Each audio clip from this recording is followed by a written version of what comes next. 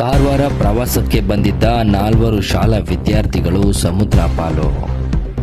ಮಾಜಿ ಮುಖ್ಯಮಂತ್ರಿ ರಾಜಕಾರಣಿ ಎಸ್.ಎಂ. ಕೃಷ್ಣ ಅವರ ನಿಧನದಿಂದ ಇಡೀ ಕರ್ನಾಟಕವೇ ಶೋಕ ಸಾಗರದಲ್ಲಿ ಮುಳುಗಿದೆ. ಇದರ ಮಧ್ಯ ಕರ್ನಾಟಕದಲ್ಲೊಂದು ಮತ್ತೊಂದು ದುರಂತ ಸಂಭವಿಸಿದೆ. ಶೈಕ್ಷಣಿಕ ಪ್ರವಾಸಕ್ಕೆ ಬಂದಿದ್ದ ವಿದ್ಯಾರ್ಥಿಗಳ ಪೈಕಿ 4 ಬಾಲಕರು ಮುರುಡೇಶ್ವರದಲ್ಲಿ ಸಮುದ್ರ ಪಾಲಾಗಿರುವ ಘಟನೆ ನಡೆದಿದೆ.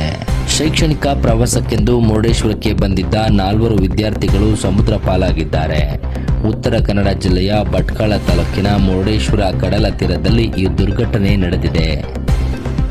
ಡಿಸೆಂಬರ್ 10 ಸಂಜೆ ಕಡಲ ತೀರದಲ್ಲಿ ಆಟವಾಡುತ್ತಿದ್ದ 54 ವಿದ್ಯಾರ್ಥಿಗಳ ಪೈಕಿ 4 ಬಾಲಕರು ಸಮುದ್ರದಲ್ಲಿ ಕೊಚ್ಚಿಕೊಂಡು ಹೋಗಿದ್ದಾರೆ.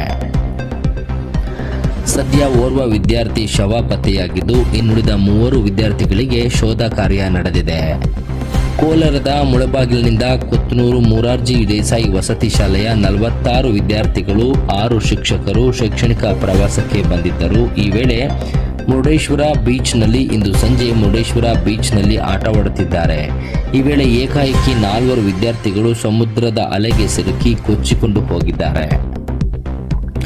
7 ಜನ ವಿದ್ಯಾರ್ಥಿನಿಯರು ಸಮುದ್ರದಲ್ಲಿ ಈಜಲು ಹೋಗಿದ್ದಾರೆ. ಈ ಪೈಕಿ 3 ಜನ ವಿದ್ಯಾರ್ಥಿನಿಯರಾದ ಯಶೋಧ, ವೀಕ್ಷಣಾ, ಲಿಪಿಕಾ ಎನ್ನುವವರು ರಕ್ಷಣೆ ಮಾಡಲಾಗಿದೆ. ಇನ್ನು 9ನೇ ತರಗತಿ ಓದುತ್ತಿದ್ದ ಮುಳಬಾಗಿಲು ತಾಲೂಕಿನ ಪೂಜಾರಹಳ್ಳಿ ಗೋಪಾಲಪ್ಪ ಎಂಬುವರ ಪುತ್ರಿ ಶ್ರಾವಂತಿ ಮೃತಪಟ್ಟಿದ್ದು, ಇದೀಗ ಮೃತದೇಹವನ್ನು ಹೊರತೆಗೆಯಲಾಗಿದೆ.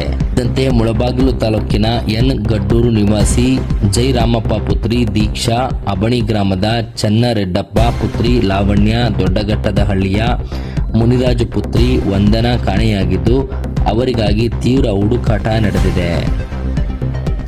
ರಕ್ಷಿಸಲಾದ ಸಹಾಯಕರಾದ ಲೈಫ್ ಗಾರ್ಡ್ಸ್ ಇನ್ನು ಕಳೆದ 2 ತಿಂಗಳಿನಿಂದ ಯಾವುದೇ ಸಲಕರಣೆ ಪೂರೈಸದ ಹಿನ್ನೆಲೆಯಲ್ಲಿ ಈ ಮಕ್ಕಳನ್ನು ರಕ್ಷಿಸಲಾಗದೆ ಲೈಫ್ ಗಾರ್ಡ್ಸ್ ಅಸಹಾಯಕರಾಗಿದ್ದಾರೆ. ಲೈಫ್ ಗಾರ್ಡ್ಸ್ಗಳಿಗೆ ಅಗತ್ಯ ಸಲಕರಣೆ ಒದಗಿಸುವಂತೆ ಸುದ್ದಿ ಮಾಡಿದರೂ ಸಹ ಪ್ರವಾಸೋದ್ಯಮ ಇಲಾಖೆ ಎಚ್ಚೆತ್ತುಕೊಂಡಿಲ್ಲ.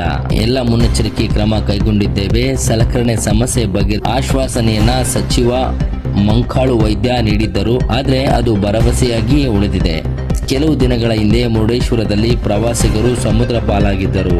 ಆದರೂ ಸಹ ಅಗತ್ಯ ಸಲಕರಣೆ ಇಲ್ಲದ ಕಾರಣ ಲೈಫ್ ಗಾರ್ಡ್ಸ್ಗಳು ಸಮುದ್ರಕ್ಕೆ ಇಳಿದಿರಲಿಲ್ಲ. ಹೀಗಾಗಿ ತಾಲೂಕು ಆಡಳಿತ ಪ್ರವಾಸಿಗರನ್ನ ಕಡಲ ತೀರಕ್ಕೆ ನಿರ್ಬಂಧಿಸಿತು.